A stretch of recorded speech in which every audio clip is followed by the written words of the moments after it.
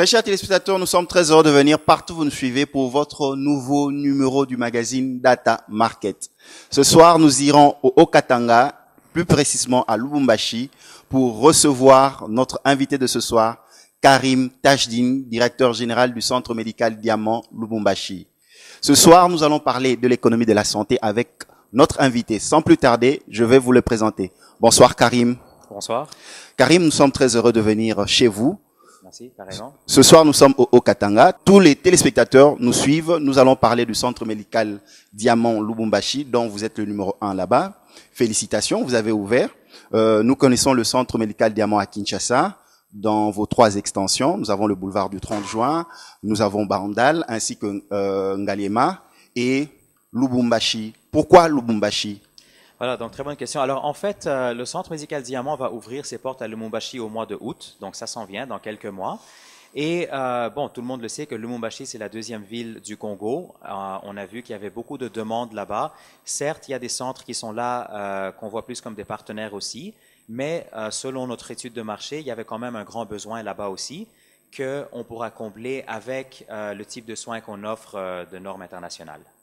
Ce soir, nous allons parler de l'économie de la santé. Le secteur de la santé est un domaine économique aussi. Il y a l'investissement. Nous allons parler du personnel. Nous allons parler de l'infrastructure et équipement. Quelle est la spécificité qu'une structure hospitalière comme Diamant, qui est à l'international, au Québec, s'implanter à Kinshasa et puis, plus précisément, à Lubumbashi? Quelle est l'expertise que vous amenez? Oui, donc c'est une très bonne question. En fait, si on regarde les centres médicaux, en fait, dans les centres médicaux, il y a vraiment 2 aspects, au moins 2 aspects. Donc, il y a l'aspect le personnel et il y a l'aspect infrastructure. Et ce que nous, on apporte, en fait, c'est les 2. Parce qu'on voit très souvent au Congo en général que le personnel est là, les médecins sont là, les médecins congolais sont très qualifiés, mais malheureusement, ils n'ont pas toujours accès à l'équipement qu'il faut pour pouvoir pratiquer la médecine telle que les normes internationales le requièrent. Alors, nous, notre approche, c'est justement ça, c'est d'apporter ce qu'on appelle, ou ce qui est appelé dans l'Amérique du Nord, des mini-hôpitaux en RDC, où on a l'infrastructure et le personnel. Alors maintenant, si on regarde les deux aspects un par un, point de vue infrastructure, on parle de l'environnement du bâtiment, on parle de l'équipement qu'on a. Et point de vue personnel, on parle d'un personnel médical et paramédical qui est extrêmement bien qualifié et bien formé, quoi. Alors, point de vue équipement, donc oui, tout le monde le sait, à Diamant, ceux qui sont venus à Kinshasa ou ceux qui sont allés dans nos centres au Canada, on a l'équipement qu'on importe du Canada, des États-Unis, de l'Europe, etc. Et maintenant, point de vue personnel, on a le personnel qu'on prend, qui viennent de l'extérieur, donc des expatriés. On a beaucoup de membres de la diaspora congolaise, donc ce sont des Congolais qui sont allés étudier ou travailler au Canada, aux États-Unis, en Europe, etc., et qui sont ensuite revenus au Congo, où on a juste très simplement les médecins, les laboratoires, etc., congolais, qu'on forme ici. Donc, c'est ça un peu des deux points de vue, infrastructure et personnel. Vous venez de nous faire un portrait, une cartographie, mais par rapport à investissement, pensez-vous que vous allez rentrer dans votre investissement en apportant un équipement haut de gamme, la technologie canadienne dans le domaine de la santé à Kinshasa et surtout à Lubumbashi? Pensez-vous que vous allez entrer dans cette norme pour garantir la longévité d'un tel investissement? Ça, c'est une très bonne question. Donc, en fait, c'est sûr que nous, on regarde à avoir un retour sur notre investissement sur plusieurs années. Bon, c'est un hôpital qui coûte extrêmement cher et tout ça, donc c'est sûr que c'est pas dans 2-3 ans qu'on peut rentabiliser ça, mais nous, on est ici pour rester, on est ici à long terme. Donc, bon, en fait, juste une petite parenthèse ici. Une des raisons pour laquelle on est venu au Congo, en fait, c'est parce que mon père a grandi au Congo. Donc, lui, il est né en Afrique de l'Est, mais il a fait ses écoles secondaires à Kinshasa, au Congo. Et donc, on a quand même un petit lien avec ce pays. Et donc, on est ici pour rester. Quand on regarde du point de vue économique, oui, c'est sûr qu'on a l'espoir qu'on va récupérer l'investissement. C'est pour ça qu'on fait l'investissement. Mais on a aussi beaucoup d'espoir sur ce que l'économie va être au Congo. Donc là, tout le monde le sait, bon, au Congo en général, c'est un peu un downturn. Au Katanga, par contre, pour l'instant, c'est un peu un boom qui est en train de commencer. Donc ça, c'est un très bon signe pour nous. Et nous, on a beaucoup d'espoir que l'économie en général au Congo va s'améliorer de plus en plus et qu'avec cette amélioration, il y aura beaucoup plus comment dire, de population de la classe moyenne qui va s'établir. Et c'est justement cette classe moyenne-là que nous, on cible au Centre médical Diamant. Nous sommes au Centre médical Diamant. Là, nous sommes ici pour vous parler du Centre médical Diamant au Katanga, à Lubumbashi, avec mon invité de ce soir, Karim Tajine, qui est le directeur général du CMDM Lubumbashi. Il est en train de nous expliquer cette santé qui doit être accessible à tout le monde. Karim, c'est vrai, mais la santé, ça coûte cher. Pensez-vous proposer des soins de qualité tout en tenant compte des moyens limités de vos patients? C'est une très bonne question, Symphorien. Donc oui, en fait, c'est vrai qu'avec l'investissement qu'on fait, par exemple, ici, c'est sûr que il faut qu'on récupère cet investissement pour pouvoir être ici à long terme, comme on l'a dit tout à l'heure. Et oui, donc c'est sûr que, OK, il y a cet aspect monétaire à voir. Maintenant, on essaye quand même d'être accessible à toute la population. Alors, je vais vous donner des exemples de prix. Comme ça, les spectateurs peuvent peut-être comparer un peu avec ce dont ils ont l'habitude. La goutte épaisse au Centre médical Diamant, c'est 5 $. La glycémie, c'est 7 $. Donc, si on regarde nos prix, surtout point de vue diagnostic, ils sont quand même assez abordables. Une goutte épaisse à 5 $, c'est la norme dans un centre ou au moins qui est hygiénique, etc., etc. Donc, ce n'est pas des prix qui sont très, très farfelus. Ce sont des prix qui sont quand même assez raisonnables, je trouve. Maintenant, comme je l'ai dit, c'est sûr que il faut qu'on récupère l'investissement aussi. Et donc, là, oui, c'est sûr qu'il y a des endroits, par exemple, pour la consultation, où une consultation spécialiste pourrait être à 40 $. Donc, c'est peut-être là qu'on va essayer de récupérer un peu sur l'investissement qu'on fait. Vous avez souvent insisté sur le point, c'est le mauvais diagnostic qui renvoie à un mauvais traitement. Quelle est l'approche de Diamant dans l'analyse des examens du patient? Nous prenons le patient qui vient à la réception jusqu'à être reçu dans un box de consultation et de recevoir ses examens après analyse des laborantins. Qu'est-ce que vous pouvez nous en dire? Oui. Donc c'est un excellent point parce qu'à Diamant, une des choses qui nous démarque vraiment, c'est le fait qu'on utilise ce qu'on appelle evidence-based medicine. Donc c'est un terme qui est très très populaire en Amérique du Nord et on essaie de l'amener ici au Congo aussi. Alors laissez-moi vous expliquer un peu le flow pour le patient pour essayer de comprendre c'est quoi cette histoire de evidence-based medicine et comment Diamant le met en application. Alors, comme contexte, je crois que tout le monde le sait déjà qu'à Diamant, on met un grand axe sur la technologie. Donc, même le patient vient, il s'enregistre sur la tablette, il n'y a pas de dossier patient physique du tout, tout est 100% électronique. À la fin, la signature est signée sur la tablette, c'est envoyé par email, etc., etc. Alors, comment est-ce qu'on utilise cette technologie vers ce evidence-based medicine où le diagnostic a un rôle central? Si on regarde le flow du patient, il vient, il s'enregistre sur la tablette, il y a un pop-up chez l'infirmière qui lui dit que, OK, un patient attend d'être vu. Donc, l'infirmière va dans la salle d'attente et récupère le patient, prélève les signes vitaux, l'entre dans notre dossier médical électronique. S'il y a des chiffres qui sont anormaux, donc si le patient est hypertendu, etc., etc., on va le voir directement dans le logiciel, ça va venir en rouge, les chiffres de tension artérielle sont élevés. Donc là, ensuite, dès que l'infirmière clique sur Save pour sauvegarder les résultats des signes vitaux, un pop-up apparaît chez le médecin. Alors là, maintenant, chez le médecin, lui aussi, il vient prendre le patient dans la salle d'attente et lui, il doit remplir ce qu'on appelle un gabarit. Okay? En fait, c'est un formulaire. Dans le formulaire, il doit suivre la méthodologie qui est venue du Canada et qu'on impose ici au Congo chez les médecins à Diamant.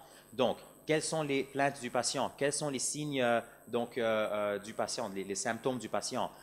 Quelle est donc la conclusion de l'examen clinique? Okay? Et en se basant sur ces trois aspects-là, il faut que le médecin liste les hypothèses de diagnostic. Alors, disons qu'un patient est venu avec la fièvre et des maux de tête.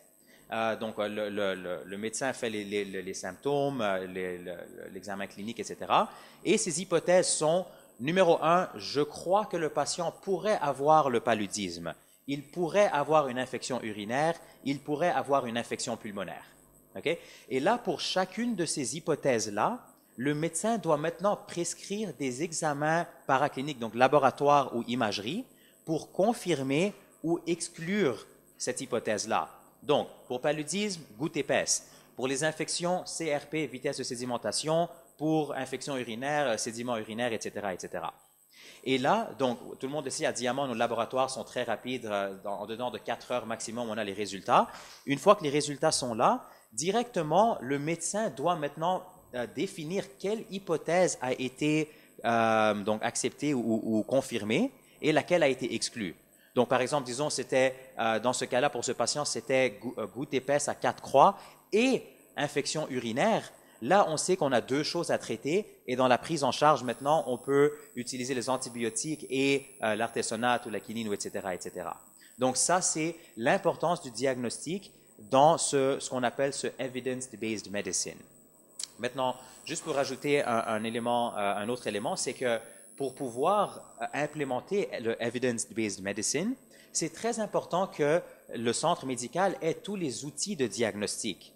Et c'est pour ça que dans chacun de nos centres, on a toujours un laboratoire complet avec toutes sortes d'automates pour tous les départements du laboratoire. On a toujours une imagerie. Et quand on parle d'imagerie, on a par exemple, bien sûr, les machines X-ray qui sont toutes digitales. On a des échographies, même échographies pour gynécologie avec les sondes 4D. Donc, c'est 3 dimensions plus la couleur.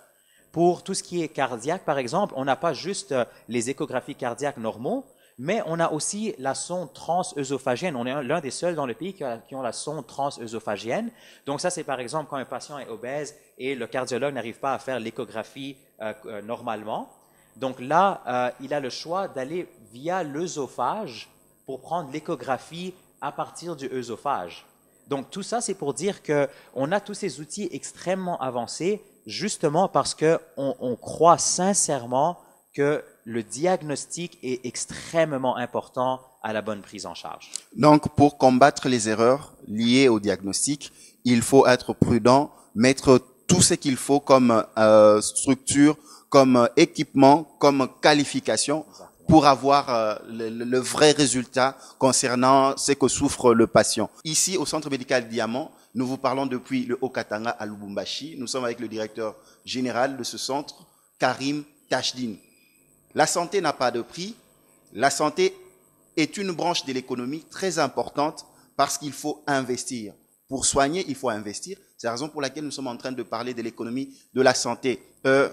Karim, nous allons prendre un élément concret. Le cancer, par exemple.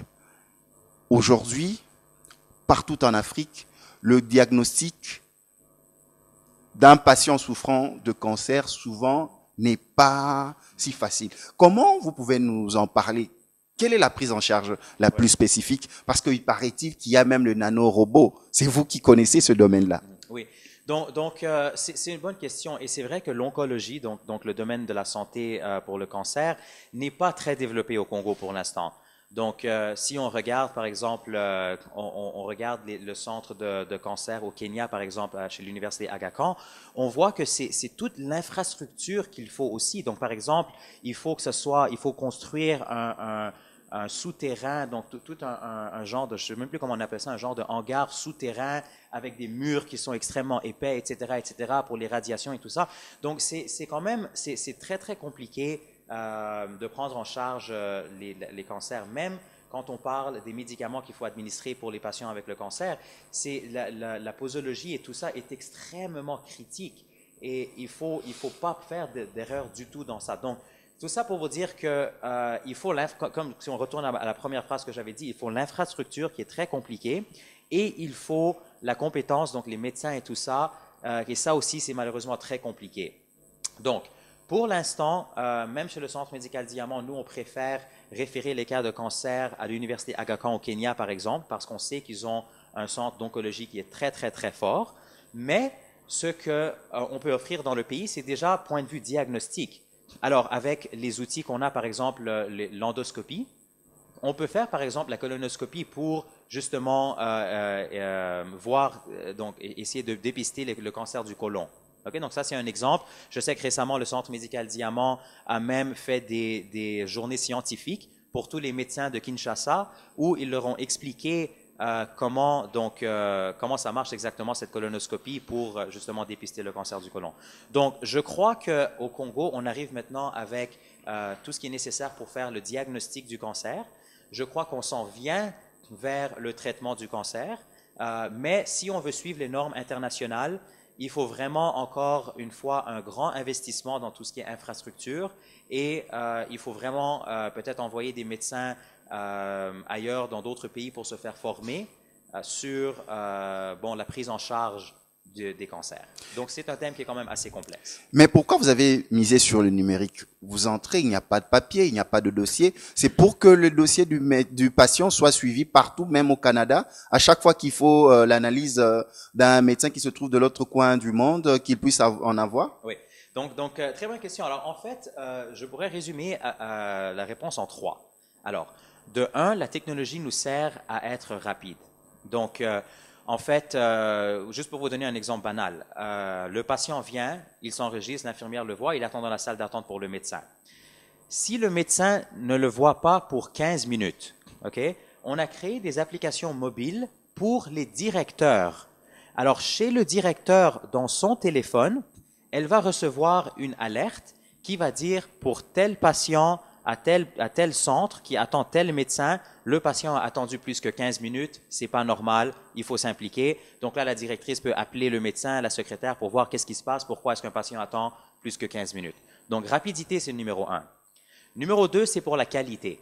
Alors, par exemple, tout à l'heure, on parlait des formulaires que les médecins doivent remplir pour justement suivre le evidence-based medicine. Et donc, dans cet exemple-là, la technologie, elle est utilisée pour s'assurer qu'on offre des soins de haute qualité. Okay? Et troisièmement, donc justement, c'est pour le point de vue patient, point de vue sa prise en charge. Et donc, comme vous l'avez dit, pour les cas qui sont beaucoup plus complexes, ce qu'on fait, c'est que le dossier médical du patient peut être partagé avec nos médecins qui sont au Canada. Et même nos médecins au Canada, ce sont les professeurs aux cliniques universitaires, donc à McGill, à l'Université de Montréal, etc. Et ils peuvent s'impliquer. Donc, on a les chefs de département au Congo qui ont un canal direct avec les chefs de département au Canada. Et ils peuvent justement donc discuter des cas complexes grâce à cette technologie du dossier médical électronique. Donc, ce que je trouve très intéressant, c'est que justement la technologie, on a pu l'utiliser pour nos valeurs. À Diamant, on a 3 valeurs, c'est le P, Q et R, patient, qualité et rapidité. Et justement, la technologie qu'on utilise nous sert à targeter le P, le Q et le R. Nous sommes au Centre médical Diamant, Lubumbashi, avec le directeur général Karim Tajdine. Nous parlons de l'économie de la santé. Maintenant, passons à la qualification des médecins. Médecins, infirmières, ce staff qui travaille nuit et jour pour la prise en charge des patients. Pourquoi Diamant met trop d'accent sur la formation? Et même le médecin, quand il est à Diamant, il continue toujours à être formé. Oui, tout à fait.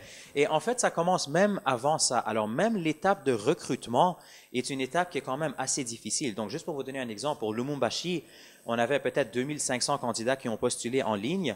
Après les filtrages par voie électronique, les filtrages par appel, etc., on en a interviewé peut-être 200. Et de ces 200, on en a choisi peut-être 20. Donc c'est juste pour vous dire qu'on arrive à 1% des candidats qui ont postulé, qu'on accepte à Diamant. Donc, on est quand même très, très strict déjà dès le départ parce qu'on veut prendre la crème de la crème. Maintenant, une fois qu'on a le crème de la crème, nous, on veut les former pour qu'ils arrivent dans un palier encore plus haut parce que c'est ça le palier où on veut être pour nos patients. Alors, comment est-ce qu'on fait ça? Donc, oui, il y a la formation. Donc, une fois que la personne rentre dans la famille Diamant, il passe à travers un cursus de formation. Donc, par exemple, les 20 ou 30 qu'on a embauchés à Lubumbashi sont présentement à Kinshasa depuis le mois de février-mars pour leur formation, pour qu'au mois de août, une fois qu'on commence le centre médical à Lubumbashi, c'est un staff qui a passé à travers une formation pendant 4, 5, 6 mois. Donc, ça, c'est un aspect. Et l'autre aspect, c'est la formation continue.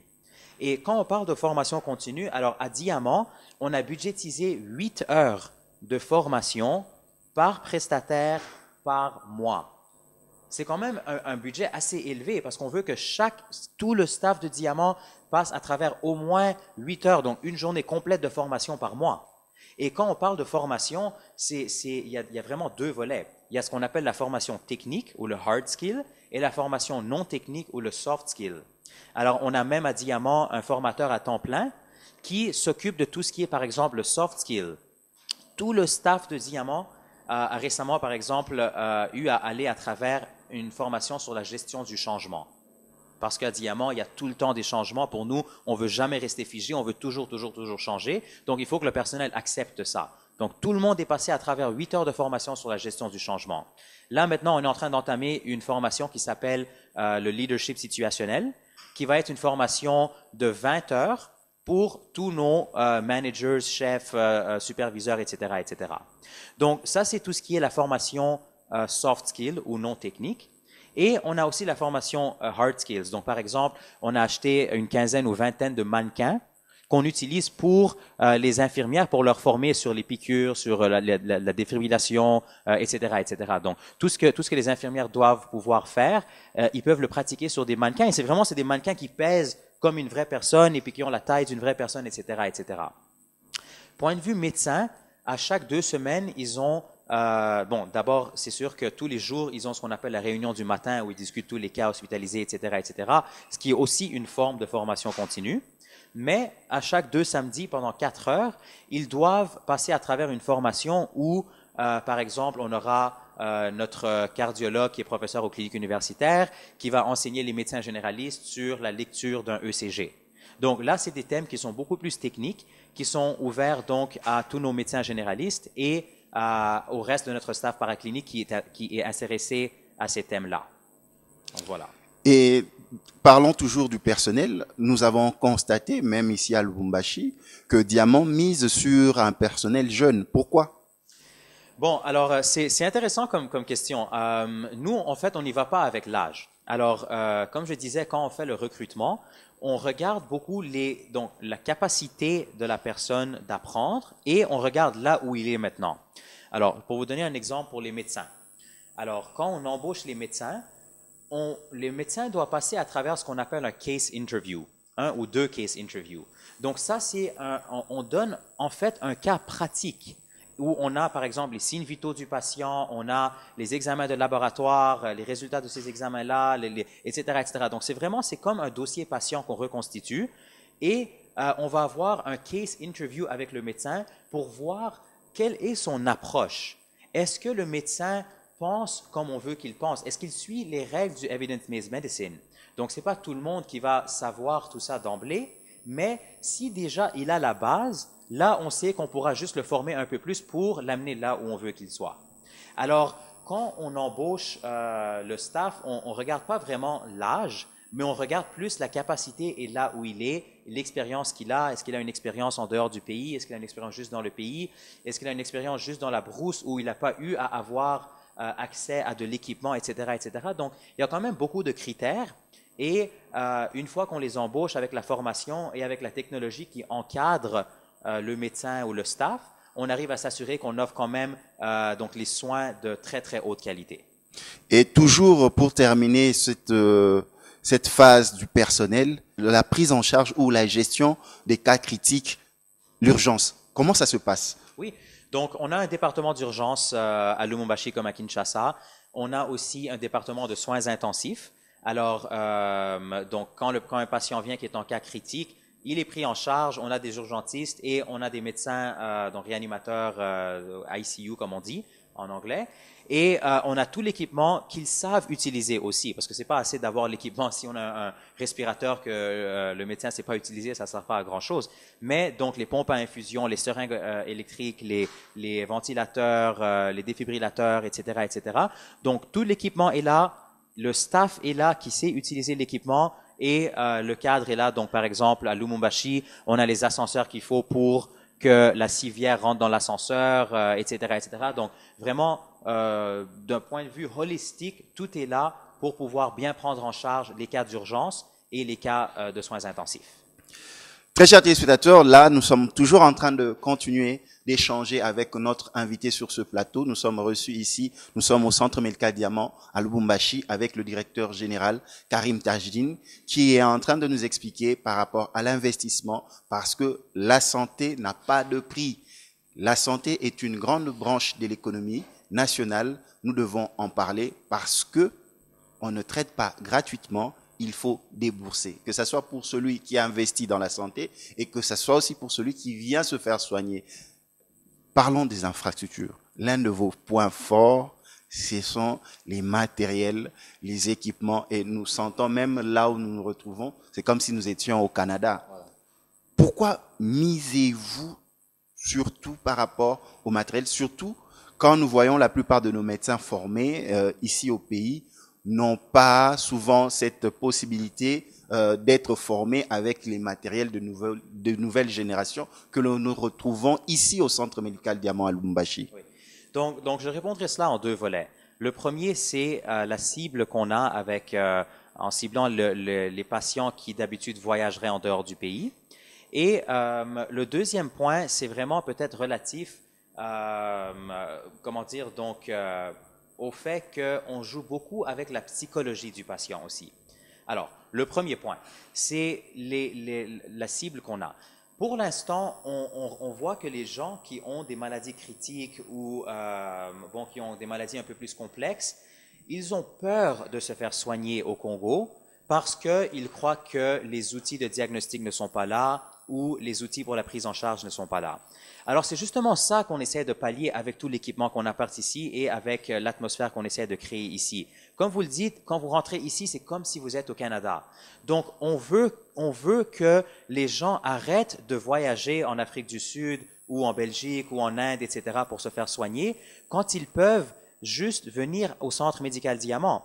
On est très content d'avoir vu ça donc à Kinshasa, où ceux qui voyageaient en dehors du pays restent maintenant dans le pays et donc cela contribue à l'économie du pays. Parce que là, au lieu que l'argent de ce patient qui voyageait en Afrique du Sud soit dépensé en Afrique du Sud pour aider l'économie sud-africaine, cet argent-là maintenant reste dépensé au Congo pour aider le pays du Congo. Donc ça, c'est vraiment, je crois, le premier volet de la réponse. Et le deuxième volet, c'est qu'on essaie de jouer beaucoup avec la psychologie du patient.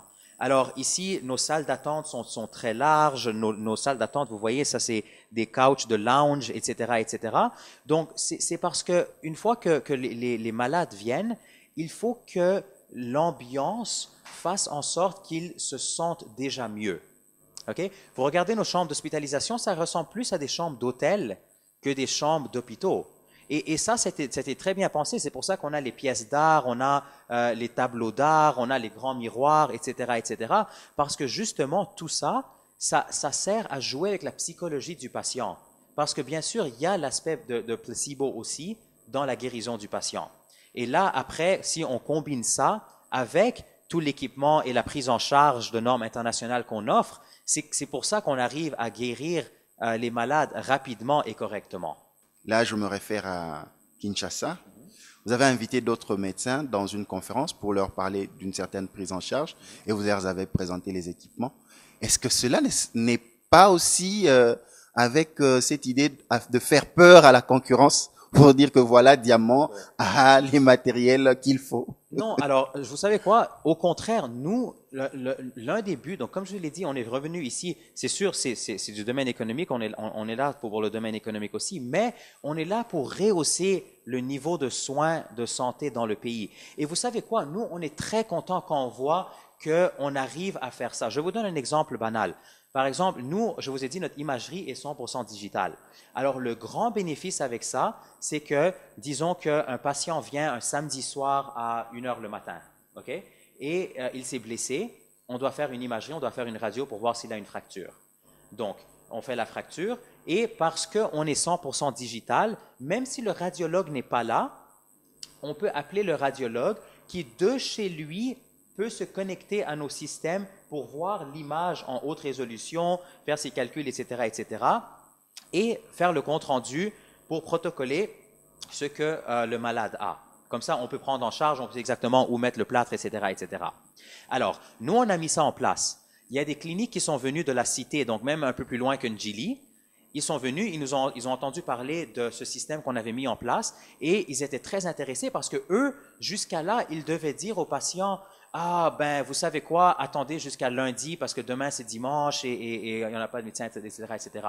Ils sont venus nous voir, on les a introduits à notre fournisseur de cette technologie-là qui vient du Maroc et eux aussi ont pu acheter la même technologie et maintenant, eux aussi offrent ce système PACS et donc quand les malades viennent là, ils peuvent appeler leur radiologue à 1 heure le matin qui, de chez lui, peut maintenant protocoler l'image qu'il voit.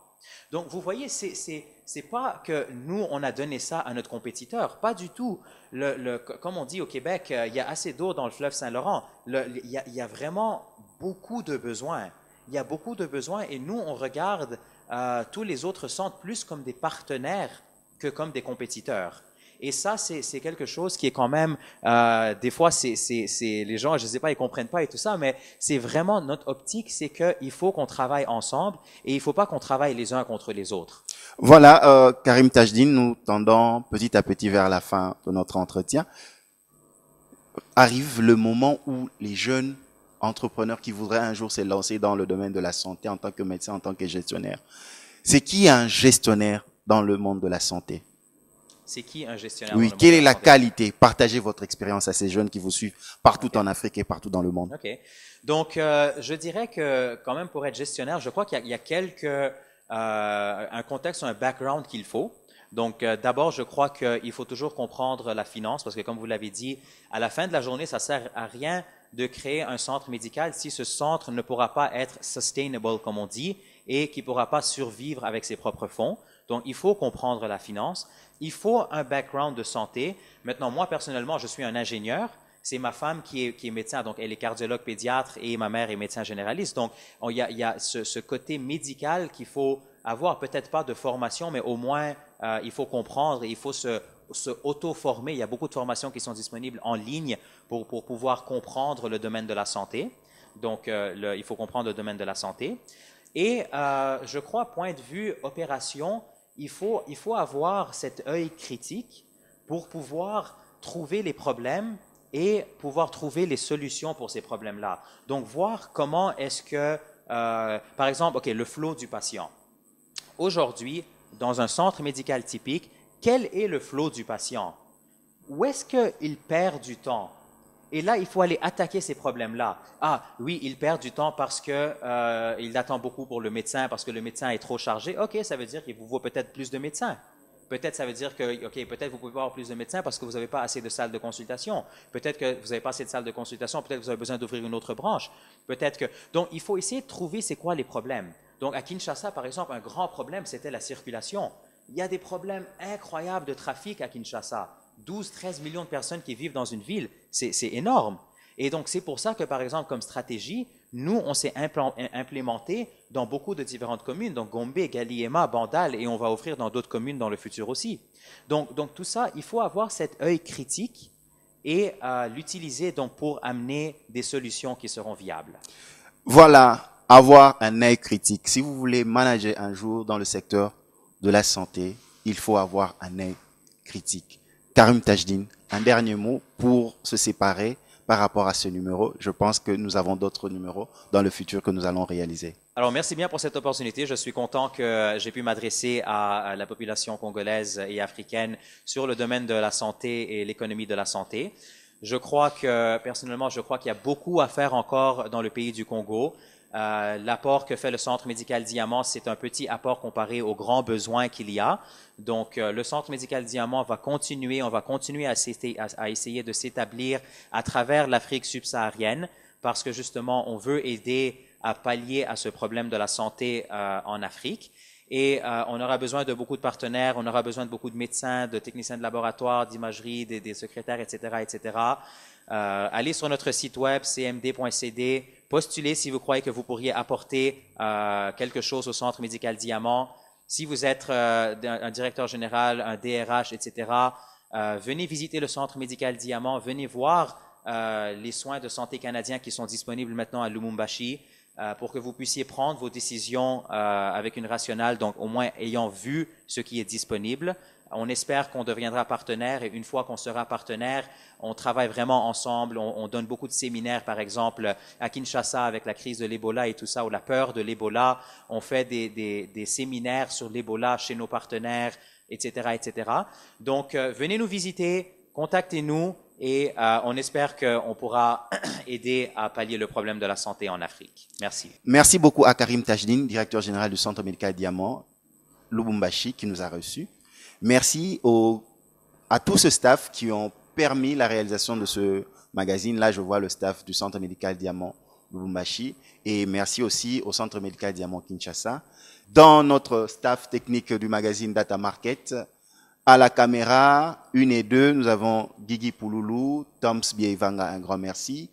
À la réalisation et caméra, nous avons le véritable Angolais, José Golf Matadi. Les images et le son montés de manière harmonieuse par King Falema. Merci à l'agence d'Anve qui nous accompagne. Merci à l'honorable Clément Zao qui nous soutient. Quant à moi, je vous dis merci, à la prochaine. Toujours à la même heure, 22h lundi, et la rediffusion mardi à 11h juste. Restez branchés sur Kin 24 Télévision, le reflet de Kinshasa. Ciao, à la prochaine.